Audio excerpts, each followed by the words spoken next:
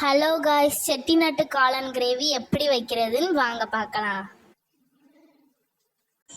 மசாலா அரைக்கிறது எப்படின்னு வாங்க பார்க்கலாம். 2 வத்தல், 2 பூண்டு, நல்ல மிளகு, ஜீரகம். ஒரு கடாயில் எண்ணெய் ஊற்றி வெங்காயத்தை நல்லா வசக்கணும். அது பொன்னிறமாக மாறுற வரை நல்லா வசக்கணும்.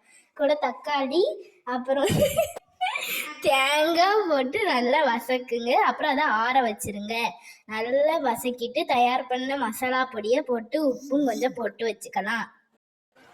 ஒரு சட்டியில் எண்ணெய் ஊற்றி உள்ளி கொஞ்சம் சேர்த்து நல்லா வதக்கிக்கலாம். கூட அந்த பட்டை, லவங்கம் அதெல்லாம் போட்டு நல்லா வதக்கிக்கலாம். பொன்னிறம் ஆற வரை வதக்கிக்கலாம். கொஞ்சம் தேவையான அளவு உப்பு, மிளகா போட்டு நல்லா வதக்கிட்டு இஞ்சி பூண்டு பேஸ்ட் சேர்த்துக்கலாம். எங்கள் வீட்டு ஜன்னல் கதவை திறந்த உடனே அற்புதமான இயற்கை காட்சி இருக்கும். அதை பார்த்த உடனே மனசுக்கு நிம்மதியாக இருக்கும். நம்ம காளானை கழுவி வச்சுக்கலாம். நல்லா அலசி வச்சுக்கலாம். உள்ளி நல்லா வதங்கினதும் கூடவே தக்காளி, கருவேப்பிலை, மல்லி எல்லாம் சேர்த்து நல்லா வதக்கிக்கோங்க. நல்ல பச்சை வாசனை போகிற வரை வதக்கிக்கலாம். இப்போ அது நல்லா வதங்கினதும் நம்ம கழுவி வச்ச காளானை எடுத்து அது கூட சேர்த்துக்கலாம். அது குட்டி குட்டி பீசஸாக வெட்டிக்கோங்க. அது கூட சேர்த்த காளானை நம்ம அது கூட சேர்த்து லேசாக கிண்டி விட்டுட்டு கொஞ்சமாக தண்ணி சேர்த்து மூடி வச்சுக்கலாம்.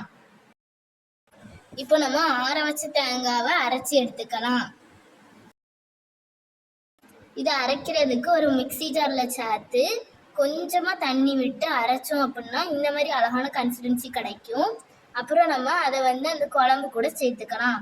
இப்போ அது கிரேவி கன்சிஸ்டன்சியில் ஆகிடும். இந்த மாதிரி நம்மளுக்கு ருசியான காளான் கிரேவி கிடைக்கும்.